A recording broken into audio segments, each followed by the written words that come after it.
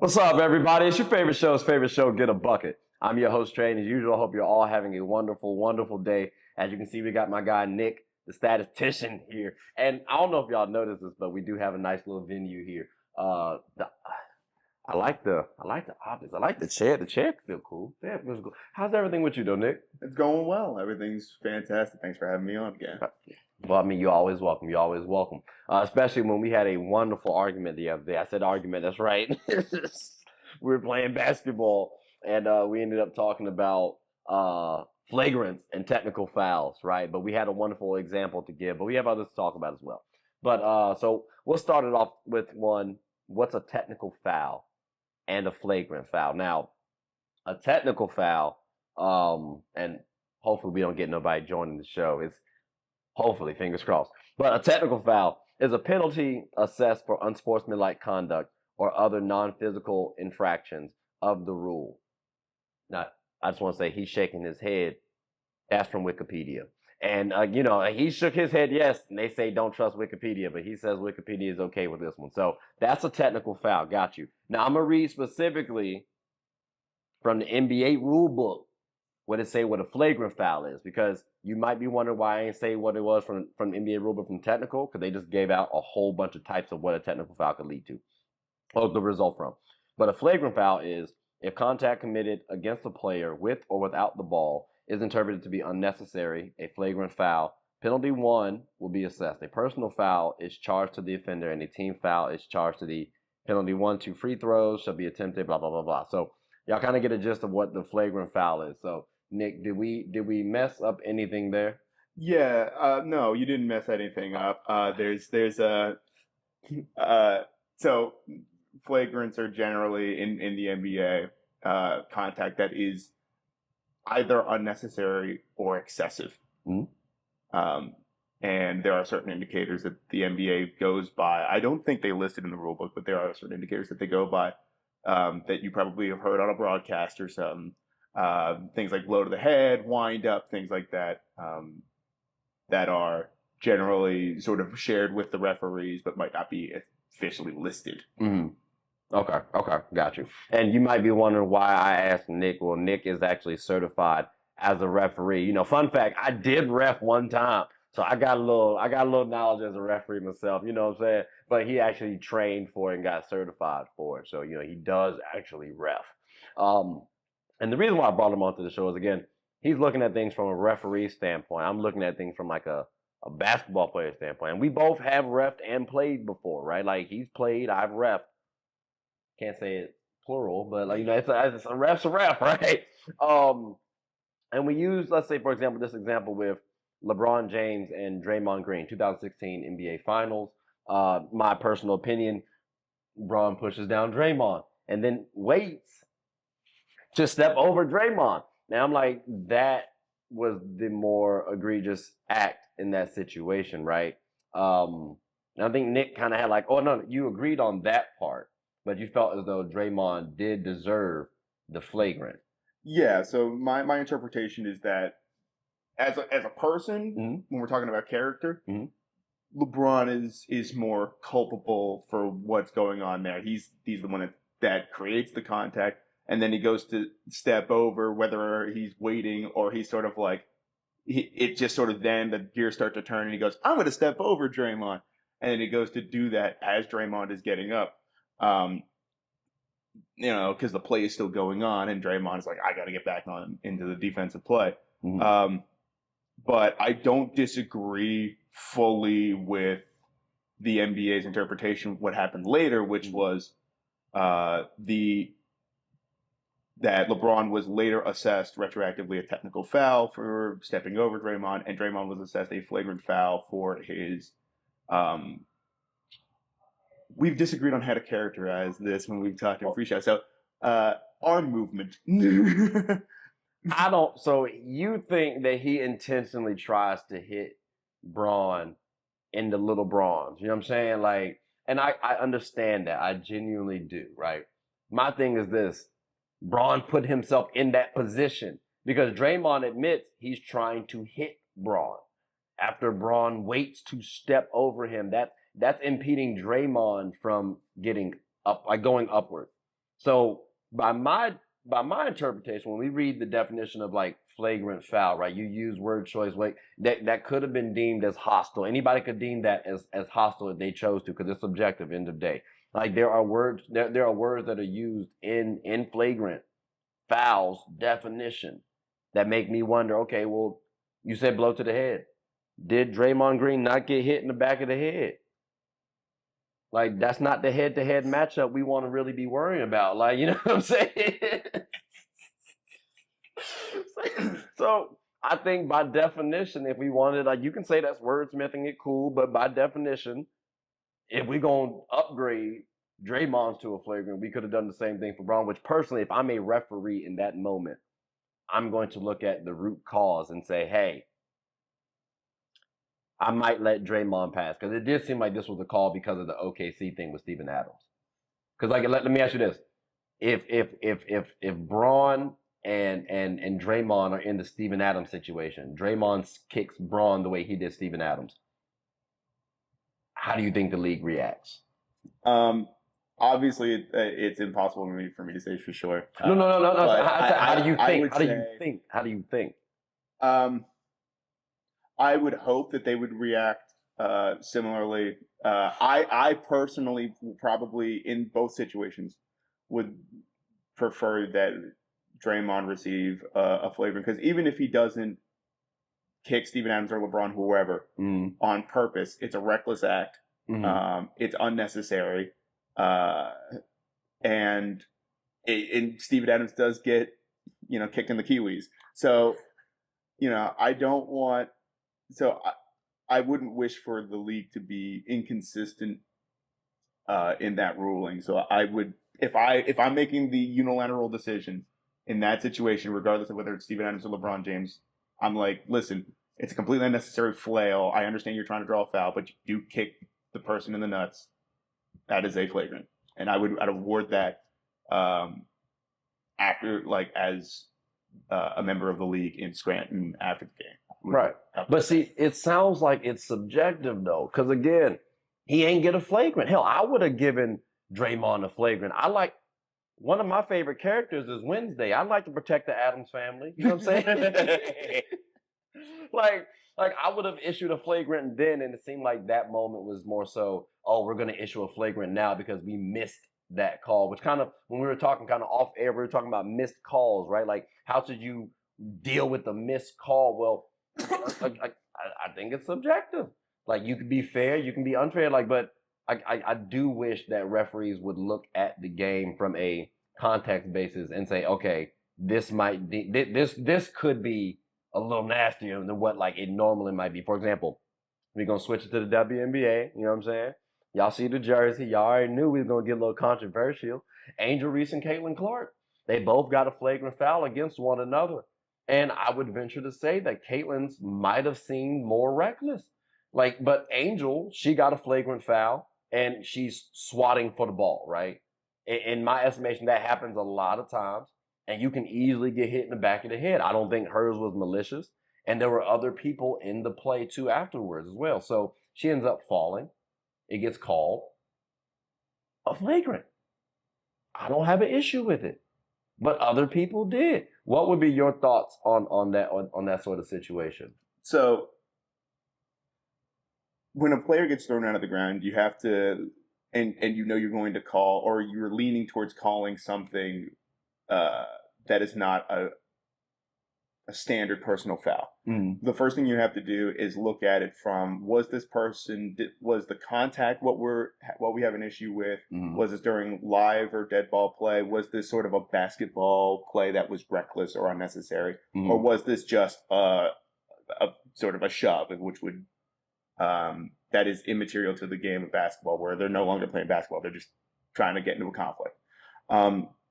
In that situation, from what I remember, it was sort of a reckless, overzealous rebounding effort, we'll say.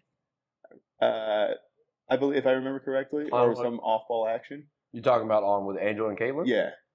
Caitlin is going, well, the play I was talking about was she was going up for the layup, and Angel's swatting to block it. Okay. Yeah, So and she hits Caitlin in the back of the head. so this is a basketball action that you would decide whether it's a flagrant or a normal common foul. And what would make it a normal common foul if you get hit in the head? Because again, it's a blow to the head. Because that's my thing with Draymond and Braun. You got hit in the head, so it could be deemed a flagrant. Contact to the head and neck is a major indicator of a flagrant foul. The number one, one of the big things we're going to be looking at as a referee to determine whether it's a flagrant or a common foul is whether there's windup. Windup would be a big thing, especially when you're looking at a block. How much of a windup? Because again, if I'm jumping and like this, like my wing, I got a 6'6" wingspan, ladies and gentlemen. If I'm swatting, I'm dog. Like I might, and this ain't even a windup, but this joint look wide as hell. So it's like, is this a flagrant? So if a player is not, this is up to the referee's judgment at the end of the day. But what do they teach you guys? What do they teach you? So what they teach us is essentially if they're going for a big block, like Dwight Howard style, like this is a windup. Okay. Well, and you might not be trying to hit the person in the head, right? But you have to be very careful when you do that. So it has to be the hand or any part of your body cannot hit that person in the head. It would, yeah. Again, it's trying to tackle reckless behavior that can result in things like concussions. Because the number one thing, like you don't want to have happen, is we understand now how severe concussions can be, right? So you want to try to dissuade players from behaviors that can lead to that as much as possible. Right. So yeah, it can be completely inadvertent where you wind up, you go for the block and you hit somebody in the head. That would be issued a flagrant. So what happens, and I'm not trying to discredit this man's block at all, because it was a good block. Shout out J.R. Smith too. But Braun's block, chase down block, right? What happens if he hits the ball, but like his elbow hits like Iggy in the head? But he did it because he jumped higher than Iggy. Shout out again to J.R. Smith. Like, is that a flagrant foul? So in that situation, because it's a blow on to the head. Play, so you get away with a lot more contact. You can block a shot and then get called for a shooting foul. That can happen, but you get away with a lot more contact when you get the ball first. Okay. And in that situation, if I remember LeBron is sort of here, and when he blocks the ball, if he blocks the ball and then grazes Iggy on the head, we would not refer to that as a flagrant. I didn't say graze, but I said hit. Like hit. Like yeah, he still get hit to the head. I mean, that's still gonna suck for Iggy. Right. So it's a double whammy for Iggy. Yeah, and that's one of those. So it would be one of those situations where is the contact unnecessary? No. Is the contact excessive? No. Then we would say no. You know, there's no foul, or there's no flagrant foul in that situation, and there has to be a foul also to call a flagrant. So in that case, I have seen plays where a player, in the NBA especially, if you block a shot, I've almost never seen a play. I don't remember the last time I saw a play in the NBA where somebody got called for a foul after a block anyway. Where, again, that can happen. And I've seen plays where it probably should have, but I've not seen it called. Okay. I was going to say, I wanted to see a foul called after a block. Like, how does that work? Like, I was actually going back and watching the 08 finals. I think there was one, I forget who on who, but I believe that sounds vicious. If it won't for my team, that sounds vicious. My boys was in that day. But okay, now as a referee, before we close up, like as a referee, are you guys taught to pay attention to root cause? Because again, I look at flagrants and technicals as like, if a flagrant's issued, it's deemed it's worse because it's deeming as like a physical contact as opposed to like a technical could be taunting, right? So you just talking, so you can get a technical, but flagrant involves physicality. It's deemed as excessive, unnecessary. Does root cause factor in at all for you guys, or do y'all just go by the book and just say, hey, just if it hits this definition, call a spade a spade? So what's important is that we don't get to rewrite the rules. That's not our position. That's for whoever's in charge of the competition committee. The NBA, it's the owners and the coaches who are part of that committee. So we have to referee by the book. However, there is some leeway. There are occasions where we can look at, for example, a player who initiates contact and causes a legal defender in legal defending position to become illegal as a result of the contact by the offensive player. In those instances, we are taught as referees to, if the defender is basically doing all that he can to be in legal guarding position, we're taught to referee the defense. If the defender hasn't done anything wrong, we should not call a foul. There are still times where, because some referees are really looking for those arms and that the angle that they are at, that they might erroneously call a foul, and I think players would have a valid complaint. But believe me, I've been hit with that foul as a player myself, where I've gotten hit, my arm comes down inadvertently. But as a referee, it's my opinion that we would be in error to penalize the defense for what an offensive player does. But in terms of technicals, unsportsmanlike behavior, flagrants, everybody can get it. Everybody can catch one. But all right, so I'm with you. Everybody can catch these technicals, right? Can catch these T's and F's, I guess. But if someone is viewed as a victim for me, I don't want to give them the, I guess, quote unquote, worst call, which I look at it like that, right? You don't look at a flagrant and technical as worse. Other people, like I asked one of my friends too, he said, not necessarily. But again, like I'm looking at it because you're saying, oh, like it's a physical reason why you got issued this one, not just a verbal, like sticks and stones may break my bones, but words may never hurt me. Like, so taunting is worse than physical. So that's why I say flagrant might be viewed as worse than technical. But I don't know. I hate the fact that the victim gets worse, at least in my eyes, the worst treatment. If they got both, in using Braun and Draymond in this example, if they both were issued a technical or personal foul and that's it, cool. Like or flagrants, cool. But because it got issued, like upgraded to a flagrant, the perception of it looked bad, especially when the root cause was Braun in that scenario. Because if you flip it, I do wonder if they do the same thing the same way. Again, that's one of those where we probably won't know, although it's still possible. LeBron and Draymond are still playing, but we probably will never know. I mean, we'll never know, because that's prime Braun and prime Draymond, right? So like that, you know what I'm saying? Like that's like we won't know what that would look like, right? But I would bet my life savings and everything that you love on. Why is it everything I love? And everything I love too, that they would treat it differently. But you know, that's just stuff. I'm just saying, I'm that confident you wouldn't lose nothing. That's just what I'm saying.